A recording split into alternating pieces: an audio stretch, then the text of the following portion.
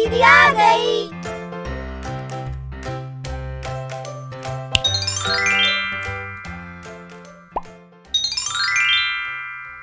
संक्रियाएं जोड़।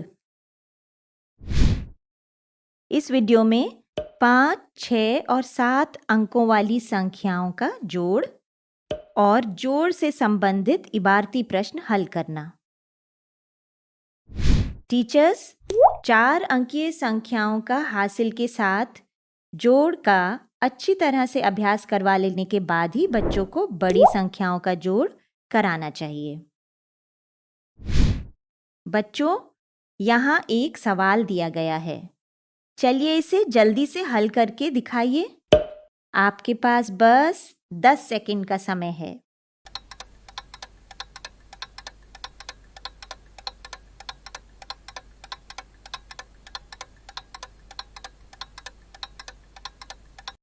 अब अपना जवाब मिलाइए। यह रहा सही जवाब। है ना मजेदार? बच्चों, 5 अंकों की संख्याओं का जोड़ भी उसी तरह किया जाता है जैसे कि हमने 3 या 4 अंकों की संख्याओं का जोड़ किया था। चलो एक उदाहरण से समझते हैं। जैसे 75,645 प्लस 26,026। चरण 1, सबसे पहले इन संख्याओं के सभी अंकों को उनके स्थान के अनुसार लिख लेंगे। बच्चों, जोड़ करते वक्त किसी भी संख्या को ऊपर और किसी भी संख्या को नीचे लिख सकते हैं। इससे हमारा उत्तर नहीं बदलता। चरण 2, अब दाईं ओर से यानी कि इकाई के स्थान से अंकों को जोड़ना शुरू करते हैं। तो सबसे पहले हम 5 और 6 को जोड़ेंगे। 5 + 6 = 11। अब हम इकाई के स्थान पर 11 तो नहीं लिख सकते, क्योंकि 11 का मतलब है 1 दहाई 1 इकाई। तो 11 का 1 हम नीचे इकाई के स्थान पर लिख देंगे और दूसरा 1 हम दहाई के स्थान पर हासिल के रूप में ऊपर लिख लेंगे। अब हम दहाई के स्थान के अंकों को यानी कि 4 और 2 को जोड़ेंगे। 4 और 2 को जोड़कर हमें मिला 6 और हासिल का 1 इसमें जोड़ने से हमें मिला 7। तो हम 7 लिख लेंगे। बाईं ओर बढ़ते हुए सैकड़े के स्थान के अंकों को जोड़ेंगे। 6 + 0 = 6। अब हजार के स्थान पर है 5 + 6, तो हमें मिला 11। यहाँ भी हम 1 नीचे छोड़ देंगे और दूसरे 1 को ऊपर 10,000 के स्थान पर हासिल के रूप में लिख लेंगे। तो 10,000 के स्थान पर है 7 और 2, जिन्हें जोड़कर मिला 9। अब इसमें हासिल का 1 भी जोड़ देंगे तो हमें मिलेगा 10। इसके अगले स्थान पर हासिल को लगाने के लिए बाईं ओर कोई और संख्या नहीं बची है, तो हम उत्तर में पूरा 10 लिख लेंगे। तो हमारा उत्तर हुआ, क्या आप इसे आसानी से पढ़ सकते हैं? चलिए कॉमा लगाकर देखते हैं। तो ये बना 1,01,671। अब सोचिए अगर हमें इससे भी बड़ी संख्याओं को जोड़ना हो तो उनको कैसे जोड़ेंगे? चलो एक उदाहरण से समझते हैं। 9,04,255 प्लस 5,46,782। चरण 1, सबसे पहले इन संख्याओं के सभी अंकों को उनके स्थान के अनुसार लिख लेंगे। चरण 2, अब दाईं ओर से यानी कि इकाई के स्थान से जोड़ना शुरू करेंगे। तो सबसे पहले हम 5 और 2 को जोड़ेंगे। 5 + 2 7। अब हम दहाई के स्थान के अंकों को यानी कि 5 और 8 को जोड़ेंगे। 5 और 8 को जोड़कर हमें 13 मिलेगा। तो 3 को नीचे दहाई के स्थान पर लिख देंगे और 1 को ऊपर सैकड़े में हासिल के रूप में ले जाएंगे। बाईं ओर बढ़ते हुए सैकड़े के स्थान के अंकों को जोड़ेंगे। 2 + 7 हुआ 9। अरे ये क्या, हासिल तो हमने जोड़ा ही नहीं। ध्यान रहे, हासिल को जोड़ना कभी नहीं भूलना है। तो 9 और हासिल में लगा 1 मिलाकर बना 10। तो 0 को नीचे लिख देंगे और 1 को 1000 के स्थान पर ऊपर हासिल के रूप में लिख देंगे। अब 1000 के स्थान पर हुआ 4 + 6 और हासिल का 1 जोड़ने से हमें मिला 11। यहाँ भी हम 1 को ऊपर 10,000 के स्थान पर हासिल के रूप में लिख लेंगे। तो 10,000 के स्थान पर हुआ 0 और 4, जिन्हें जोड़कर मिला 4। अब इसमें हासिल का 1 भी जोड़ देंगे तो मिलेगा 5। अब चलते हैं लाख के स्थान पर। यहाँ पर अंक है 9 और 5। इन्हें जोड़ने पर हमें मिला 14। इसके अगले स्थान पर हासिल को लगाने के लिए बाईं ओर कोई और संख्या नहीं है, तो हम उत्तर में पूरा 14 ही लिख देंगे।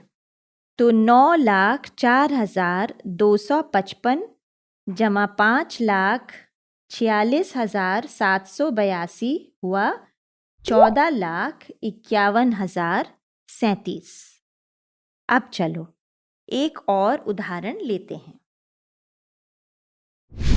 6 अंकों की सबसे बड़ी संख्या और 5 अंकों की सबसे छोटी संख्या का योगफल क्या होगा? 6 अंकों की सबसे बड़ी संख्या क्या होगी? 9,99,999। और 5 अंकों की सबसे छोटी संख्या क्या होगी? 10,000। अब इसका योगफल निकालने के लिए हम इन दोनों संख्याओं को जोड़ देंगे। चरण 1, सबसे पहले इन संख्याओं के सभी अंकों को उनके स्थान के अनुसार लिख लेंगे। फिर दाईं ओर से इन्हें जोड़ना शुरू करेंगे। तो इकाई के स्थान पर सबसे पहले है 9 + 0 बराबर 9। दहाई के स्थान पर 9 + 0 9। बाईं ओर बढ़ते हुए सैकड़े के स्थान पर भी है 9 + 0 वो भी 9। अब 1000 के स्थान पर भी यही है 9 + 0 तो हमें मिला 9। अब 10,000 के स्थान पर चलते हैं। यहाँ है 9 + 1 यानी 10। तो 0 को यहाँ लिख लेंगे और 1 को हासिल के रूप में लाख के स्थान पर ऊपर लिख देंगे। अब चलते हैं लाख के स्थान पर। यहाँ पर एक अंक है 9। इसमें हासिल का 1 जोड़ते हैं तो हमें मिलेगा 10। अब यहाँ उत्तर में 10 लिख देंगे तो हमें उत्तर मिला यह, जिसे हम कॉमा लगाकर आसानी से पढ़ सकते हैं। तो यह हुआ 10,09,999। ठीक है ना? चलो अब एक और इबारती प्रश्न हल करते हैं। रितु के दादाजी ने उसके पापा के बैंक के खाते में 13,79,802 रुपए जमा कराए और उसके चाचा के खाते में 12,18,625 रुपए जमा कराए। अब बताओ उन्होंने कुल कितने रुपए जमा कराए? रितु के पापा के बैंक के खाते में जमा धनराशि हुई 13,79,802 रुपए। रितु के चाचा के बैंक के खाते में जमा धनराशि हुई 12,18,625 रुपए। तो इन दोनों के खातों में जमा कुल धनराशि हुई 13,79,802 रुपए प्लस 12,18,625 रुपए। ध्यान से देखो, ये 7 अंकीय संख्याएं हैं। इन्हें भी हम वैसे ही जोड़ेंगे जैसे अब तक 4, 5 और 6 अंकों की संख्याओं को जोड़ते आए हैं। सबसे पहले इकाई के स्थान पर 2 और 5 है, जिन्हें जोड़कर हमें मिलेगा 7। अब दहाई के स्थान पर 0 और 2 है, जिसे जोड़कर मिलेगा 2।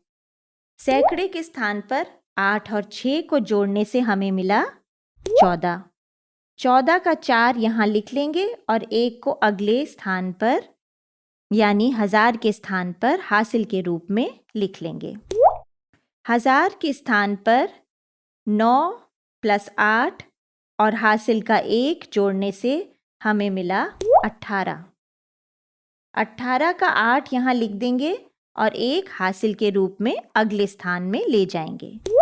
10,000 के स्थान पर है 7 + 1 और हासिल का 1 जोड़ने से हमें मिला 9। अब चलते हैं लाख के स्थान पर। लाख के स्थान पर है 3 और 2 जिन्हें जोड़कर हमें मिला 5। आखिर में है 10 लाख का स्थान।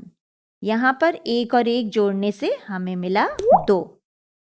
यानी दोनों भाइयों के खातों में कुल 25,98,427 रुपये जमा किए गए। इसी सवाल की जानकारी के आधार पर बच्चों से विभिन्न प्रकार के इबारती प्रश्न बनवाकर उन्हें हल करने को कहें। टीचर्स, इबारती प्रश्नों को बच्चे अक्सर हल तो कर लेते हैं लेकिन वाक्य नहीं लिख पाते, इसलिए वर्कबुक में अभ्यास करवाते समय भी पूरा प्रश्न विधिपूर्वक हल करवाएं।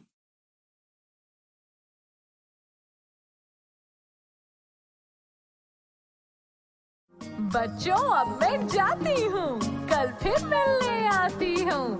इंग्लिश में अब होंगी बातें, मैथ सीखेंगे हंसते गाते। आपको ये वीडियो देखकर मजा आया ना? अगर आप इस वीडियो से संबंधित अन्य संसाधन जैसे कि अन्य वीडियो, गतिविधियां, क्विज इत्यादि देखना चाहते हैं तो अभी डाउनलोड करें संपर्क स्मार्ट शाला मोबाइल एप्लीकेशन। और हाँ, अगर आपको ये वीडियो अच्छा लगा हो तो इसे जरूर लाइक करें।